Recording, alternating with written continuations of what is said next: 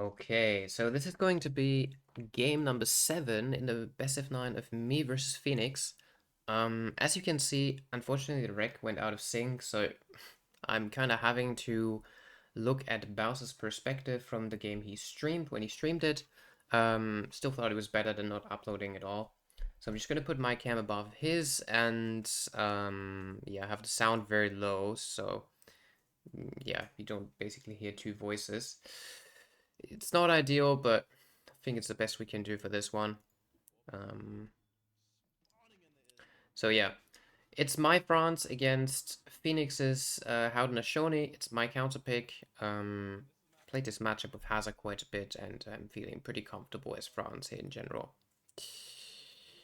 So I opt for a TP. I imagine Phoenix is going to do the same.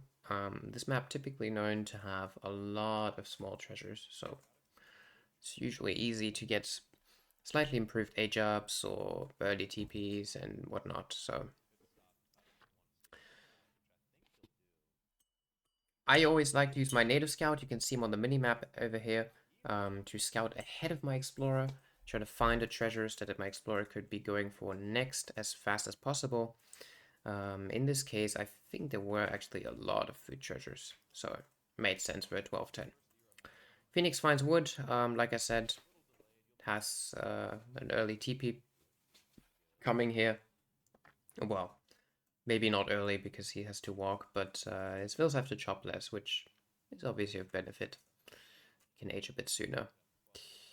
Yeah, I'm just gonna be picking a standard deck here. Nothing too crazy. It's not really worth going for natives on this map, I think.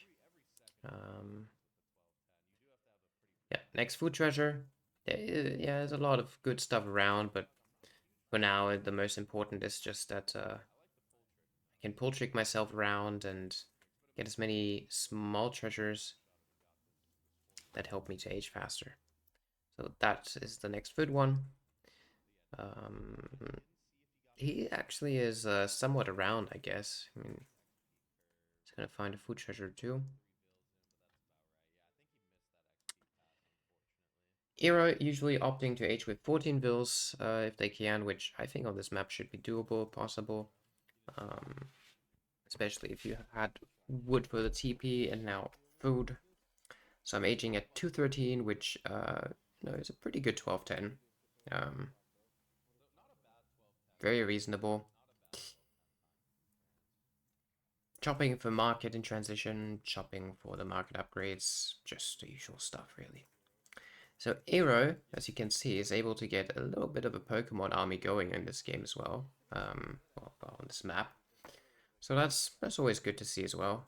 Not the strongest Pokemons, but let's say I go for like a calf semi. Then Pokemons can sometimes be pretty good at buying time and dwindling out the Huss under TC Fire. I start herding two of my hunts in. Aero is actually aging and interestingly enough keeps every vill on food. He's not chopping at all. Hmm, actually pretty tough to tell what that indicates. It's just unusual. No one ever does that. But, that's why we love Phoenix. Okay, now he's chopping. Maybe just forgot and decided to gather 300 food. Yeah, I continue to pick up small treasures here. Phoenix apparently going for a market, judging by his wood. Yeah, okay. He's placing down two mining thing for later, or maybe for a fast fortress. You see my native scout just passed his base, so I technically saw that. I'm up already, shipping my 4 CDBs.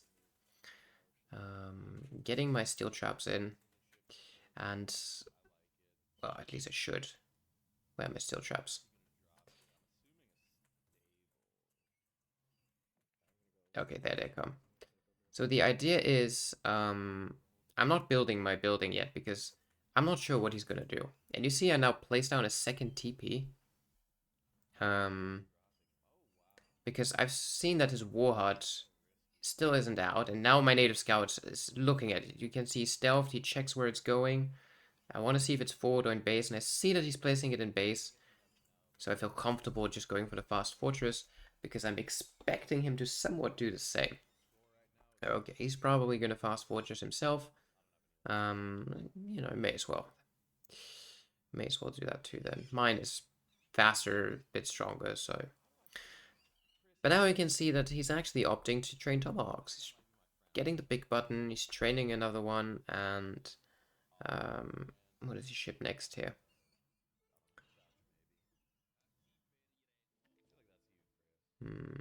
Nothing. 6 Tomahawks. Okay, so full Tomahawk actually. Full Tomahawk. Um, Maybe I can't really call it a rush, but yeah, he's training another batch of Tomahawks after. So yeah, there's a lot of batches of Tomahawks coming my way now. Um, Very interesting. I'm naked FFing here.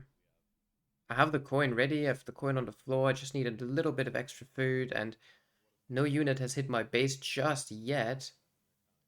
So this is gonna be. Yeah, I see his units now, so I know I'm gonna be able to up. So I do that. Sure. Targets the Explorer with the TC Fire. That's always very important. He's the big guy. When he goes down, everything else is weaker. I bring my Explorer to the base to kill the Pokemons. Also gives 100 XP to kill the big guy. I think now he realizes I'm focusing him and he's trying to run him away, but it's all a little too late. The Pokemons, obviously, yeah, I don't struggle to take down here. Shooting at a Tomahawk now because I know I'm about to have a crack shot for the other Pokemon. Don't really need to target it. Market goes down, and this is actually quite some units, but I have enough rest for Minutemen if I really want to. Oh, that CDB is actually pretty exposed, like I was correctly clicking, and it does go down. Teal on this map, a little hard to see. I ship 5 goons, knowing that the Kanya, probably the likely follow-up by him. Could have been ANS too, that would have been more annoying, but it's very likely it's the Canyas, because the full Tomahawk, and I popped the Minutemen here trying to chase them away before he kills my houses, but the full Tomahawk kind of baits the French player into wanting to ship skirms as a counter, of course. And so then the Kanya come in and would clean at the perfect time, but hey, played the game since more than 1 day, so I know you go goon in this situation. Yeah, I kind of chase the stuff away, but now I see the full Kanya coming in, and this is very awkward because my Vils decided to chop in a very problematic circle around the trees. So I'm actually losing another CDB here. With 5 coons, I can't really do super much. I have another shipment though, so I can sort of just, yeah, try shipping skirms now. Try to skirm goon with minimal amount. Sniping away a Tomahawk or 2. The range attack is pretty bad. Just don't want to get shot by too many at the same time. It decides retreat here, probably, yeah, wise. And I imagine he should have AN reinforcements of some kind now. Or should at least be shipping the next ones. Yeah, so he's training some and he's shipping some, so this is, yeah, exactly what he should be doing here. 2 Canyas left. Without the Canyas, he can't really snare me, so it is very important for me to take care of those at all time.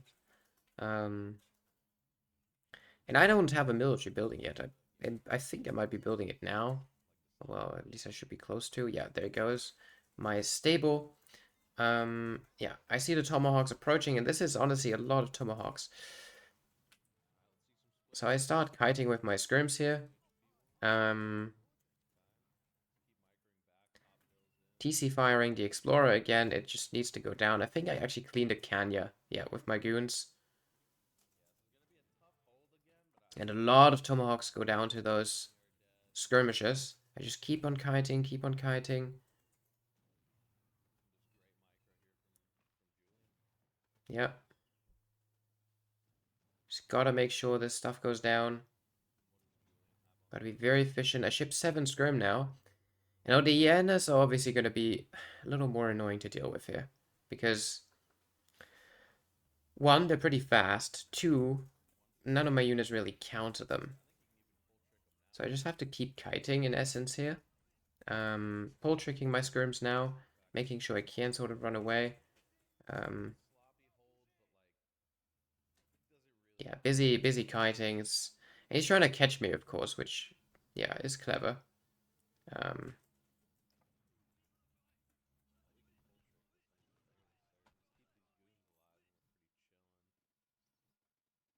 so my 7 skirm is going to be my, yeah, stronghold now. I chopped some more wood. I'm running the goons away. Um, oh, yeah, I'm shipping 3 curs. Never mind, I'm actually shipping the Falcons because I'm thinking to myself, you know, he doesn't have another shipment and he's been pretty all in. He's been spamming units like crazy. So its chance is pretty high that he actually can't afford a batch of Kanya here. But nonetheless, I trained full goon from here, knowing that I have enough anti-infantry with the 7 skirm shipment and the potential Falcons. His infantry is running away from my 7 skirms, which tells me he's either going to reinforce with Kanya or gonna try to age himself. And by the macro, you can tell that he is actually aging himself. So I see that he's splitting off 2 tomahawks. Um, since I know the guy, I know that he's just gonna try to come around and raid with them. So I just bring my skirms back and sort of go hunting down the 2 tomahawks with my goons.